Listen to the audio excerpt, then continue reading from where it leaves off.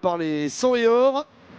Attention ici, une petite bêtise. Dembélé peut servir Kvaratskhelia. Avec un bout pourtant pour le 1-0. Kemenangan Paris Saint-Germain atas Lens bukan sekadar memastikan gelar Ligue 1 musim 2025-2026.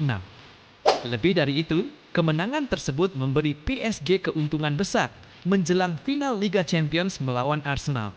Waktu istirahat yang lebih panjang dan kondisi tim yang lebih segar. PSG resmi mengunci gelar Liga usai menang 2-0 atas Lens lewat gol Khvicha Kvaratskhelia dan Ibrahim Mbaye. Gelar ini menjadi trofi Ligue 1 kelima beruntun bagi tim asuhan Luis Enrique. Dengan status juara sudah aman, PSG kini bisa melakukan rotasi pemain dan fokus penuh mempersiapkan final Liga Champions kontra Arsenal pada akhir Mei nanti. Sementara itu, Arsenal masih harus berjibaku di Premier League. Tim asuhan Mikel Arteta masih terlibat persaingan ketat di papan atas Liga Inggris, sehingga mereka belum bisa sepenuhnya mengalihkan fokus ke final Eropa. Selain itu, Arsenal juga dihantam masalah kebugaran pemain, termasuk kondisi Jurrien Timber dan Ben White yang masih belum ideal.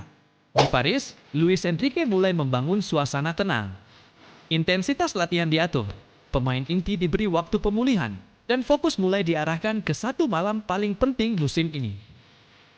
PSG tahu, inilah kesempatan untuk menegaskan bahwa dominasi mereka bukan hanya di Prancis, tetapi juga di Eropa. Sebaliknya, Arsenal justru datang dengan mentalitas petarung. Jadwal padat Premier League memaksa mereka terus menjaga performa hingga pekan terakhir. Namun tekanan itu juga bisa menjadi bahan bakar emosional. Mikel Arteta ingin anak asuhnya datang ke final bukan sebagai tim yang nyaman, melainkan tim yang lapar akan sejarah baru. Final nanti bukan cuma soal taktik atau kualitas pemain.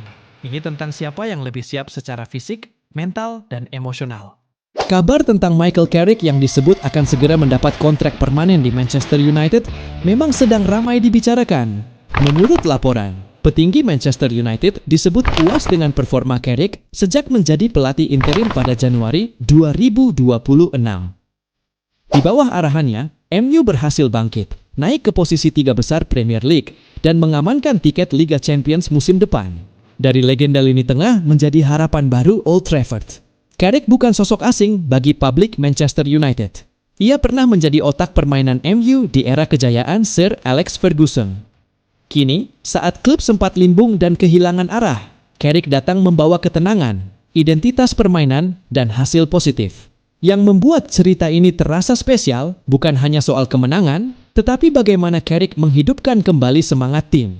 Beberapa pemain muda seperti Kobbie Mainoo kembali bersinar, sementara para pemain senior mulai menunjukkan performa terbaik mereka.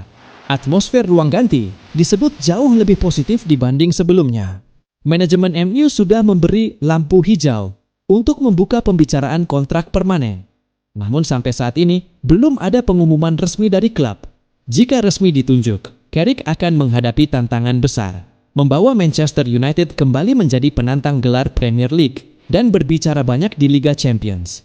Tetapi bagi banyak fans, kisah ini terasa seperti awal dari era baru yang dibangun oleh sosok yang benar-benar memahami DNA Manchester United.